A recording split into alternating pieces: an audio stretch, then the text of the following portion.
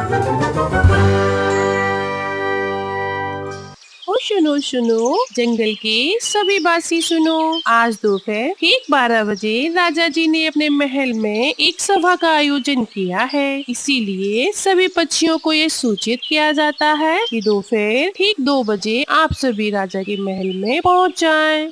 साथियों, अभी दोपहर होने में समय है, तब तक हमें अनाज ढूंढने के लिए जाना होगा।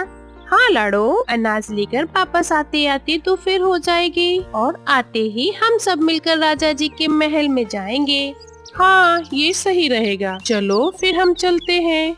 सारे अनाज की खोज में निकल पड़ते हैं और फिर अनाज लेकर वापस आते आते उन्हें दोपहर हो जाती है। सारे पक्षी अपना अपना अनाज अपने अपने घोंसले में रख देती हैं और राजा जी के महल में पहुंच जाते हैं। लगता है सारे पक्षी आ गए हैं। मैं सभा को शुरू करता हूँ।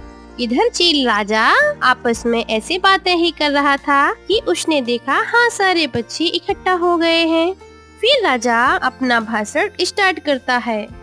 साथियों, जैसा कि आप सबको पता है कि हर साल ठंड के मौसम में हमारे जंगल में जिन जिन पक्षियों के बच्चे 1 साल के हो गए हैं, उनके लिए एक कंपटीशन का आयोजन करते हैं। इसमें जो पक्षी भाग लेते हैं, उन्हें 1 हफ्ते में अपने माँ बाप की मदद के बिना ही नया घोंसला बनाना पड़ता है और पूरे हफ्ते के लिए अनाज और पानी की व्यवस्था खुद ही करनी पड़ती है और जो भी संकट आए उसका सामना भी खुद ही करना पड़ता है। और फिर इस कंपटीशन में जो भी पक्षी जीता है उसे मेरी तरफ से एक इनाम मिलता है। तो हर साल की तरह इस साल भी हम इस कंपटीशन का आयोजन करने जा रहे हैं। आज से ठीक 2 दिन बाद यह कंपटीशन शुरू होगा। तब तक आप अपने बच्चों को कंपटीशन के बारे में सब कुछ सिखा सकते हो। उसके लिए आप अपने बच्चों के नाम सुंदर उल्लू के पास दे।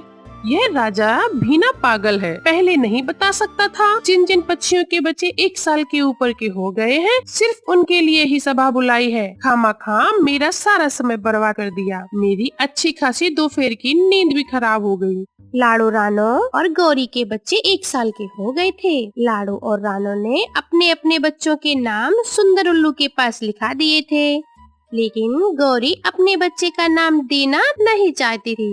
अरे गौरी, तुम ऐसा क्यों कर रही हो? तुम हमारे बच्चों का नाम कंपटीशन के लिए क्यों नहीं दे रही हो? इसमें हमारे बच्चे का ही फायदा है। आप चुप रहो। मेरे बच्चे भले ही 1 साल के हो गए हैं, लेकिन मेरे लिए वो अभी भी बच्चे हैं। मैं मेरे लाडले बच्चे को 1 हफ्ते के लिए मुझसे अलग नहीं कर सकी। अरे गौरी, माँ बाप जिंदगी भर बच्चों के साथ नहीं रहते। कभी न कभी बच्चों को अपने पैरों पर खुद ही खड़ा होना पड़ता है। नहीं नहीं, जब तक मैं जिंदा हूँ मैं बच्चे को अकेला नहीं छोड़ सकती हूँ, किसी भी कीमत पर, चाहे कुछ भी हो जाए। कालू गौरी की बात ना मानते हुए महल जाकर अपने बच्चों का नाम जाकर लिखा देता है। इधर रानो और लाडो 2 दिनों में अपने अपने बच्चों को कंपटीशन के लिए तैयारियां कराना शुरू कर देती है। 2 दिन बीत जाते हैं और कंपटीशन शुरू होने का दिन आ जाता है। आपने मुझे बिना बताए मेरे बच्चों का नाम देकर अच्छा नहीं किया कालू जी। मेरे प्यारे बच्चों, तुम दोनों चिंता मत करो। तुम्हें जितना आता है उतना ही करना और जीतने की टेंशन मत लेना। तुम हार भी गए तो भी कोई चिंता नहीं है, मैं हूँ ना तुम दोनों को संभालने के लिए। इधर तीनों बच्चों को अपना अपना घोंसला बनाने के लिए एक पेड़ दिया जाता है और कंपटीशन शुरू हो जाता है। भैया, हम हमारा घोंसला कौन सी चीज से बनाने वाले हैं? हम हमारा घोंसला लकड़ी से और बेल से बनाएंगे। चलो हम सामान इकट्ठा करने चलते हैं। भैया, हम हमारा घोंसला घास फूस से बनाते हैं। चलो हम घास फूस इकट्ठा करते हैं।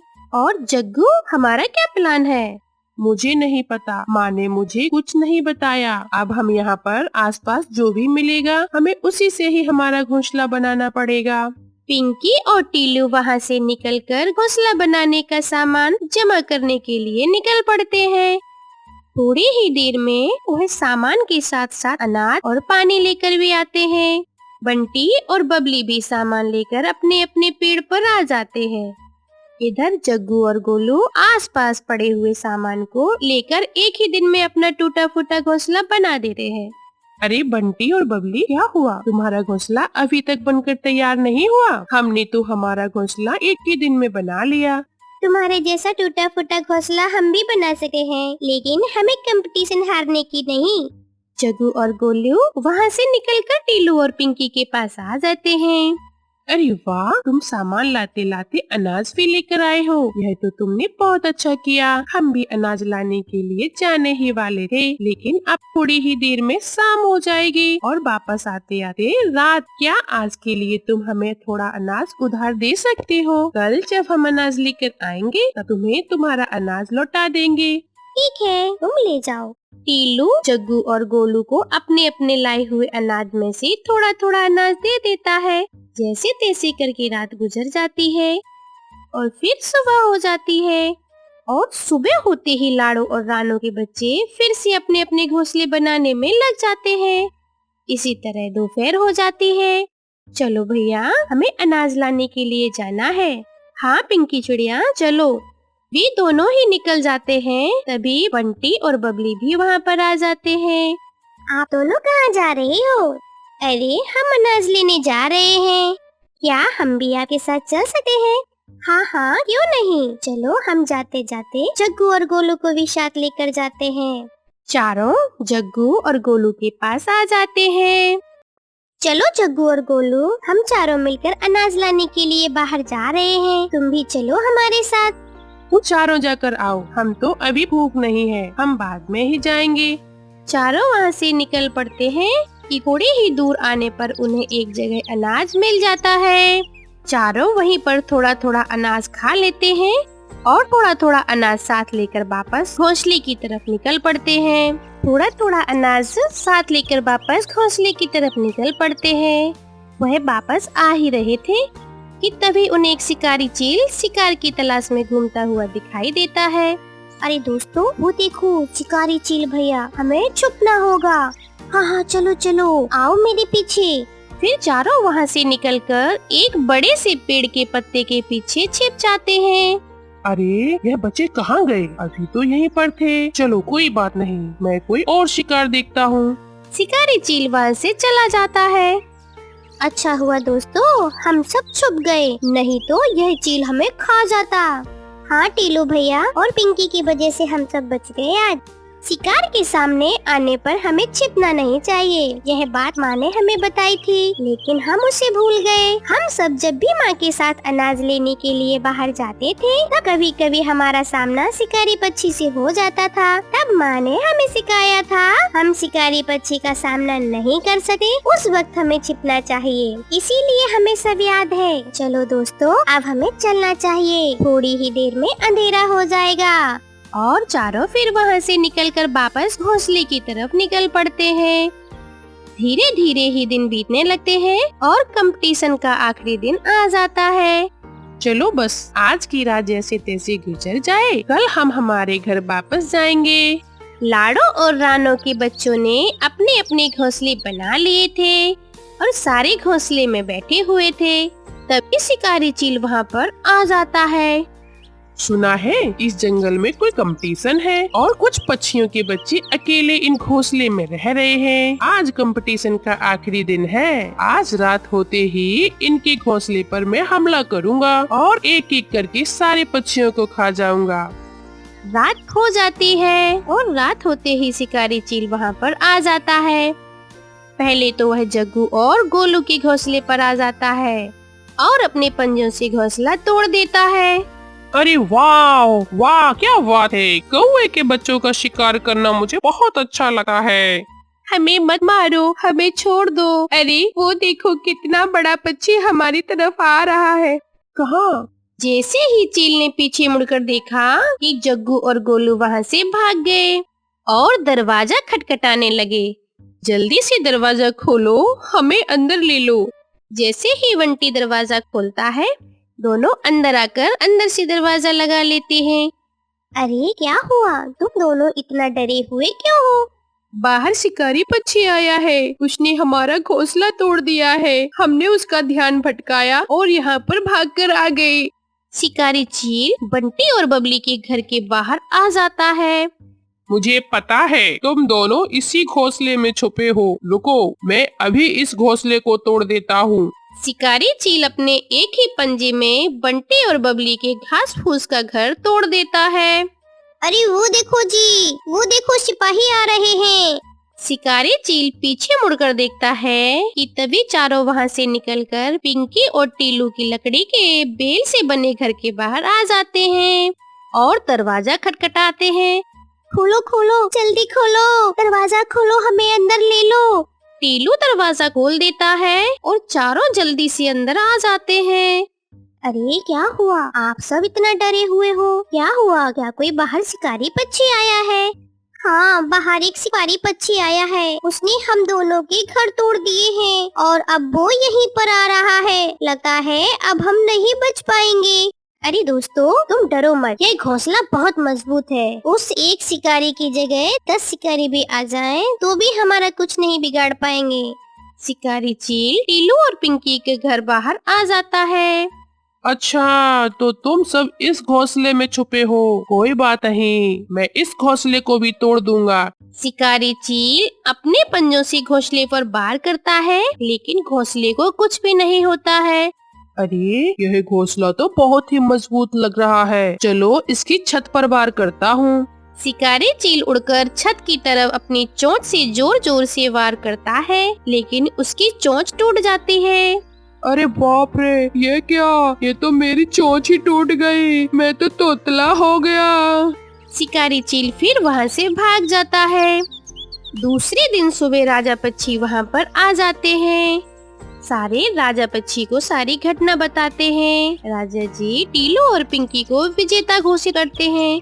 कालू जी, मुझे माफ कर दीजिए। अगर हमने हमारे बच्चों को अच्छे से सिखाया होता कि उन्हें ऐसे भागना नहीं पड़ता। हाँ गोरी, वह तो अच्छा हुआ कि लाडो ने अपने बच्चों को एक मजबूत घोंसला कैसे बनाते हैं ये पहले ही सिखाया था। सारे के सारे पक्षी लाडो और उनके बच्चों की तारीफ कर रहे थे। बच्चे कंपटीशन जीतने की वजह से बहुत खुश थे। काश मेरे भी बच्चे होते, मैं भी उन्हें सब कुछ सिखाती। सुंदर वन जंगल में टुनटुनी चिड़िया अपनी माँ टूनी चिड़िया के साथ रहती थी। टुनटुनी चिड़िया को बचपन से ही सिलाई करने का बहुत शौक था। उसे समय मिलता तो वो अपनी माँ से सिलाई मशीन निकलवाकर उससे सिलाई करने लगी थी। माँ, ये देखो, मैंने कितनी अच्छी सी फ्रॉक बना ली है। अरे वाह मेरी बिटिया, तूने तो बहुत अच्छी सिलाई की है। लेकिन बेटा, तू अपनी पढ़ाई पर भी ध्यान दे। बेटा, मैं तुझे एक बड़ी अफसर बनाना चाहती हूँ। तेरी परीक्षा होने वाली है और तू सिलाई करने में लगी रहती है। माँ, मुझे सिलाई करना अच्छा लगता है। मैं पढ़ने के साथ साथ सिलाई करना भी सीखूंगी। मैं कुछ नहीं जानती। आप मेरा दाखिला किसी सिलाई सेंटर में करवा दो। ठीक है टुनटुनी, जब तेरा इतना ही मन है तो मैं तेरा दाखिला किसी सिलाई सेंटर में ही करवा दूंगी।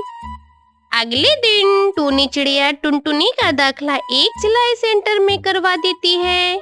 पढ़ाई के साथ साथ सिलाई में भी मन लगाकर सीखना बेटा। कुछ ही दिनों में टुनटुनी की पढ़ाई हो जाती है और एक दिन टूनी की सहेली बबली कबूतरी उसके घर आती है और टूनी से कहती है, ओ टूनी कहाँ है? जल्दी आ।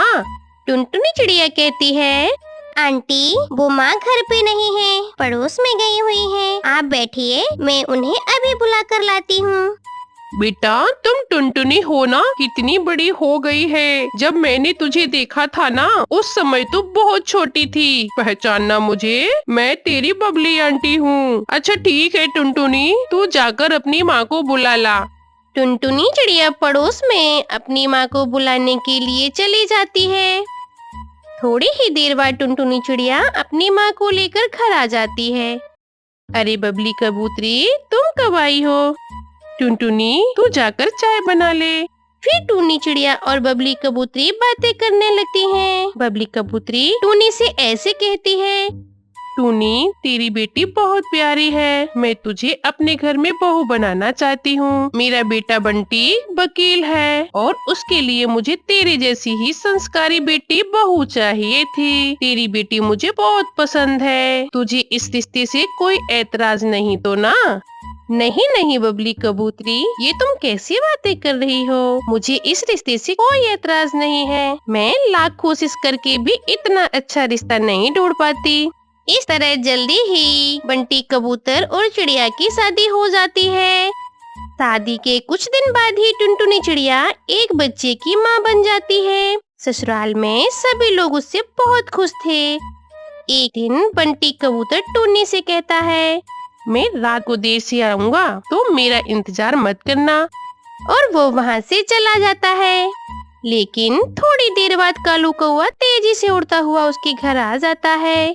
टुनटुनी बहन गजब हो गया। जब बंटी कबूतर अपने ऑफिस जा रहा था, तब एक बाज ने उस पर हमला कर दिया, जिसमें उसकी मौत हो गई। इतना सुनते ही टुनटुनी चिड़िया रोने लगती है।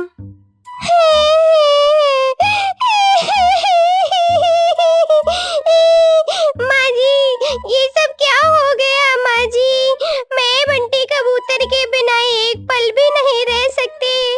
माँ, ये कबूतर के घर कैसे चलेगा कबूतर के बिना?